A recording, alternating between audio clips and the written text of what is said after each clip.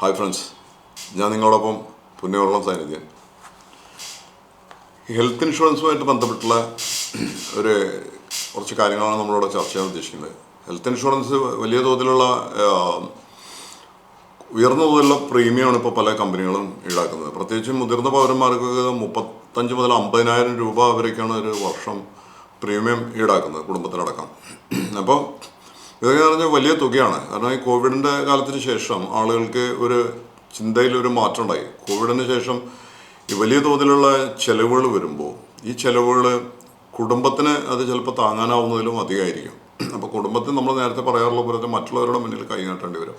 ഏറെക്കുറെ സമാന കാര്യങ്ങൾ അനുഭവിക്കുന്ന ആൾക്കാരായിരിക്കും നമുക്ക് ചുറ്റുപാടും ഉണ്ടാവുക, അത് നമ്മുടെ ബന്ധുക്കൾക്കിടയിൽ ഉണ്ടാവുക. അപ്പോൾ ഇങ്ങനെ വരുമ്പോൾ ഒരു ഇൻഷുറൻസ്, ഒരു ഹെൽത്ത് ഇൻഷുറൻസ് ഒരു കുടുംബത്തിന് വളരെ അത്യാവശ്യമാണ്. ആ സമയത്ത് നമ്മളുടെ ഹെൽത്ത് ഇൻഷുറൻസിൻ്റെ പരിരക്ഷ എന്ന് പറയുന്നത് വളരെ ചുരുങ്ങിയൊരു പരിരക്ഷയാണെന്നാണ് ഇപ്പോൾ വിദഗ്ധന്മാർ പറഞ്ഞത്. അതായത് വിദേശ രാജ്യങ്ങളിലൊക്കെ ഒരു അമേരിക്ക പോലെയുള്ള രാജ്യങ്ങളിലൊക്കെ ആണെങ്കിൽ അതിൻ്റെ ഒരു പരിരക്ഷ 4.1% പറഞ്ഞത്. ആ സമയത്ത് ഇന്ത്യയിൽ അത് 0.4%. അപ്പോൾ അതൊന്ന് മനസ്സിലാക്കാൻ നമ്മൾ എത്ര പുറകിലാണ് ഈ കാര്യത്തിൽ എന്നുള്ളത്.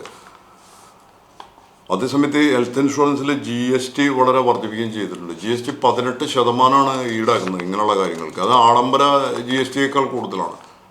കാരണം എന്തുകൊണ്ടാണ് ഗവൺമെൻറ് ഇതിൻ്റെ അതല്ലെങ്കിൽ ഈ ഇൻഷുറൻസ് കൗൺസിൽ ഇങ്ങനെ ചെയ്യുന്നത് എന്നുള്ളത് പുനഃപരിശോധിക്കേണ്ടത് വളരെ ആവശ്യമാണ്.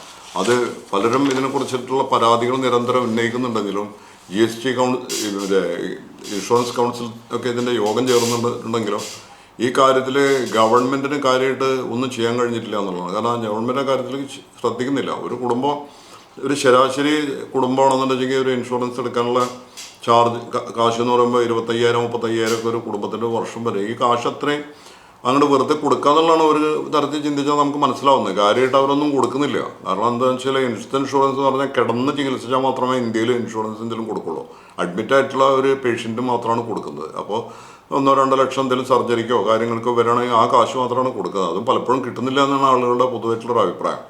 അതിന് പല കാരണങ്ങൾ പറഞ്ഞ് ഒഴിവാക്കുന്നുണ്ട്. ഇതിനെക്കുറിച്ച് ഗവൺമെൻറ്റിൻ്റെ ഭാഗത്ത് നല്ലൊരു നിരീക്ഷണം ഉണ്ടായാൽ മാത്രമേ, ഗവൺമെൻറ്റും അതിൻ്റെ അതോറിറ്റികൾ ശരിക്കും നിരീക്ഷിച്ചാൽ മാത്രമേ അതിനൊരു മാറ്റം ഉണ്ടാവുള്ളൂ, അല്ലെങ്കിൽ മാറ്റം ഉണ്ടാക്കിയെടുക്കേണ്ടതുണ്ട്. ഇപ്പോൾ സാധാരണഗതിയിൽ മറ്റ് GSTകളൊക്കെ എന്ന് പറഞ്ഞാൽ 15, 14, 5% ഏറ്റവും ചുരുങ്ങി. 5%ലേക്ക് കൊണ്ടുവരണം എന്നാണ് ജനങ്ങളുടെ പൊതുവായിട്ടുള്ള ഒരു ആവശ്യം. ഈ ആവശ്യം നിരന്തരം ഉന്നയിക്കുന്നുണ്ട്.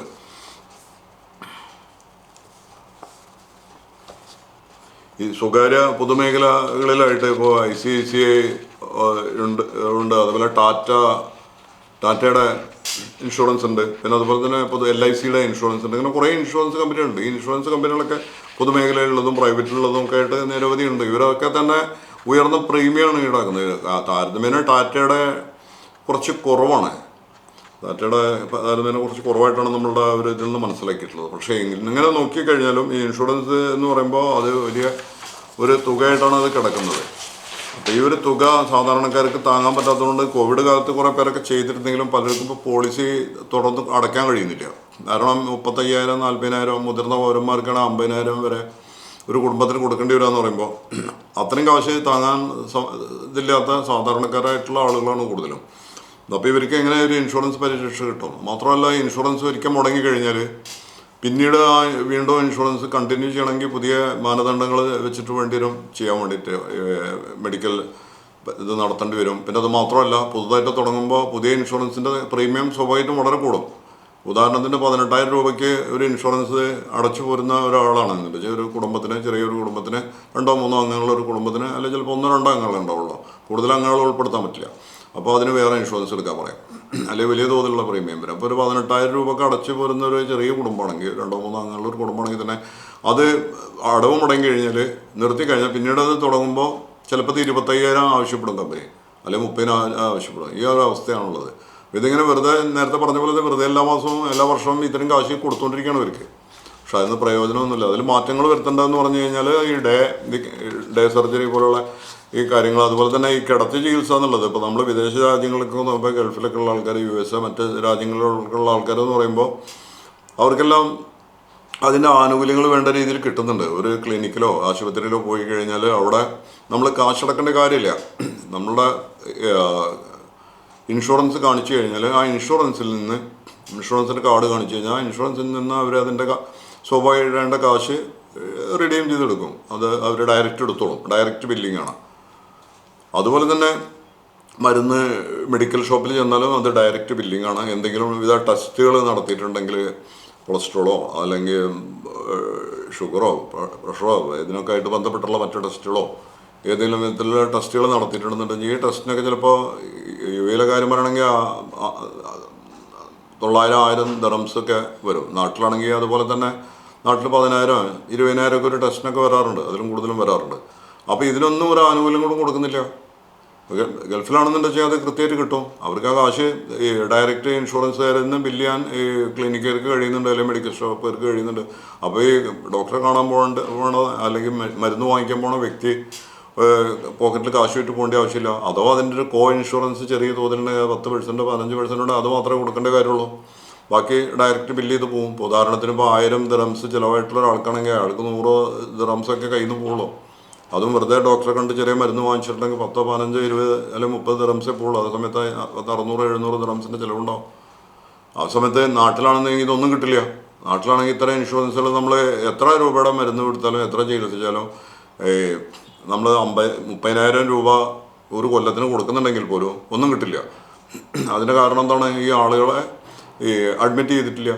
അഡ്മിറ്റ് ചെയ്ത ഒരാൾക്ക് മാത്രമേ ഇൻഷുറൻസ് കൊടുക്കുള്ളൂ, കവറേജ് കൊടുക്കുന്നുള്ളൂ എന്നുള്ളത് ഒരു പരിഷ്കൃത സമൂഹത്തിൽ തീരെ ചിന്തിച്ചാൽ മനസ്സിലാവാത്ത ഒരു കാര്യമാണത്. അപ്പോൾ അതിന് ആളുകളുടെ ഭാഗത്തുനിന്നും അല്ലെങ്കിൽ പൊളിറ്റിക്കൽ ലെവലിൽ അതിനെക്കുറിച്ചുള്ളൊരു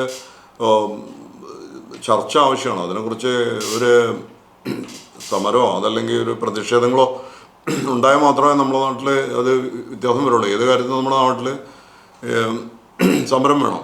സമരം ഇത്തരം കാര്യങ്ങൾക്കൊന്നും ആരും സമരം ചെയ്യുന്നില്ല. സമരം രാഷ്ട്രീയ കാര്യങ്ങൾക്ക് മാത്രമാണ് സമരം ചെയ്യുന്നത്. ഇത് രോഗികൾക്ക് ഒരു സംഘടന ഇല്ലല്ലോ. അപ്പോൾ ഉള്ള സംഘടന പ്രതിപക്ഷം ഒക്കെ ഇതിൽ മുൻകൈ എടുത്തിട്ട് ഇറങ്ങേണ്ട ഒരു സാഹചര്യമാണിത്. കാരണം അല്ലെങ്കിൽ നിലവിലിപ്പോൾ ഈ ആളുകൾക്ക് അസുഖങ്ങൾ വർദ്ധിക്കുക, ചികിത്സിക്കുക, കാശില്ലാതെ വരിക, പെട്ടെന്ന് കാശ് കണ്ടെത്താനുള്ള ബുദ്ധിമുട്ടുകൾ, ഇത്തരം സാഹചര്യങ്ങൾ നിലവിൽ നിലനിൽക്കുന്നുണ്ട്. അപ്പോൾ ഇൻഷുറൻസ് ഏറ്റവും പ്രധാനമായിട്ട് ഇൻഷുറൻസിന് പോളിസിയുടെ തുക കുറയ്ക്കാനുള്ള സംവിധാനങ്ങൾ ഉണ്ടാക്കുക. അതുപോലെ തന്നെ ഈ കിടത്തി ചികിത്സ അല്ലാതെ മറ്റു ചികിത്സകൾക്കും OP ചികിത്സക്കും അതിൻ്റെ ആനുകൂല്യങ്ങൾ കൊടുക്കുക.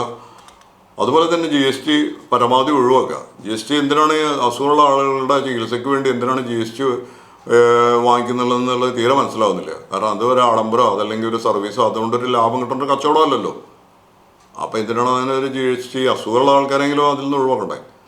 അപ്പോൾ അഥവാ GST ഗവൺമെൻറ് വാങ്ങിക്കുകയാണെങ്കിൽ ഒരു 5% വാങ്ങിക്കാവുള്ളൂ എന്നുള്ളതാണ് ഈ രംഗത്തുള്ള ആളുകളുടെ അഭിപ്രായം. അപ്പോൾ ഇത്രയൊക്കെയാണ് ഇതിനകത്ത് നമുക്ക് പറയാനുള്ളത്. GSTയുടെ വർധനവും ഇൻഷുറൻസൊക്കെ ഈ കാര്യത്തിൽ നമുക്ക് ഇത്രയൊക്കെയാണ് പറയാനുള്ളത്. അടുത്തൊരു വീഡിയോ ആയിട്ട് വീണ്ടും വരും. അപ്പോൾ നിങ്ങൾ എപ്പോഴും പറയാനുള്ള പോലെ തന്നെ ഈ സാമ്പത്തിക സാക്ഷരതയജ്ഞത്തിൻ്റെ ഭാഗമാവുക. എല്ലാവരും ഷെയർ ചെയ്യുക, ലൈക്ക് ചെയ്യുക, സബ്സ്ക്രൈബ് ചെയ്യുക. അടുത്തൊരു വീഡിയോയിൽ വീണ്ടും വരാം. അതുവരെ നന്ദി, നമസ്കാരം. ഞാൻ നിങ്ങളോടൊപ്പം സൈനിങ് ഓഫ്.